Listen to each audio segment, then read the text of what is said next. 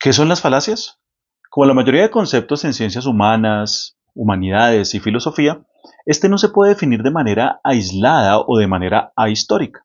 Precisamente debemos ponerlo en un contexto histórico. A través de la historia, los diferentes autores y autoras han asumido diferentes posturas y definiciones de lo que es la lógica, la argumentación y de lo que son las falacias.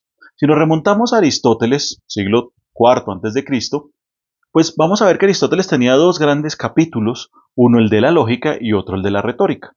Esta lógica aristotélica es la que podemos llamar la lógica deductiva o la lógica formal. Lo que hacía parte de la lógica eran los argumentos que nos llevaban a conclusiones 100% certeras, con 100% de probabilidad de verdad. Y lo que estaba por fuera de esa lógica deductiva o de esa lógica formal se podía considerar inválido o falaz. Sin embargo, a través de la historia, con los debates que se fueron dando, con el desarrollo de la modernidad, la ilustración, ya con la llegada del siglo XIX y el siglo XX, se empezó a entender que este enfoque de la lógica aristotélica, el de la deducción, pues no servía para solucionar gran cantidad de los problemas a los que nos enfrentamos en la vida diaria y a los que nos enfrentamos en las disciplinas científicas. En esa medida entonces surgieron posturas como la del positivismo lógico, del Círculo de Viena y de autores como Russell, en el que se entendía entonces la inducción como una posibilidad de acercarse a la lógica y más bien se pensaba en que las conclusiones tenían probabilidad de verdad. En el mismo sentido, ya en la segunda mitad del siglo XX, autores como Perelman y Albert Steitica pensaron que había que recuperar esa retórica aristotélica, pero no entenderla como algo negativo, como algo tramposo allá de los sofistas, sino que se debía entender que la forma de razonar retórica tenía una función social y tenía una función comunicativa que nos permitía comunicar esos razonamientos que nos llevaban de nuevo a conclusiones con cierta probabilidad de verdad.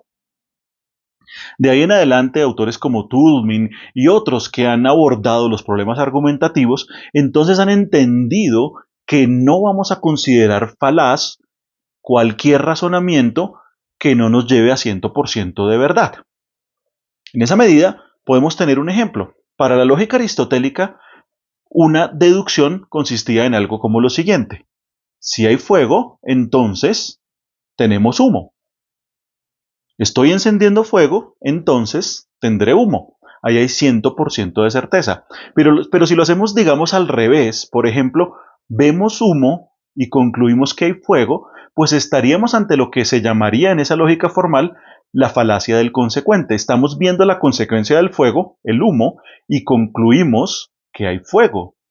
Sin embargo, fíjense que es razonable llegar a esta conclusión. En la mayoría de los contextos habría una alta probabilidad de verdad en el sentido de decir que existe el fuego cuando estamos viendo el humo.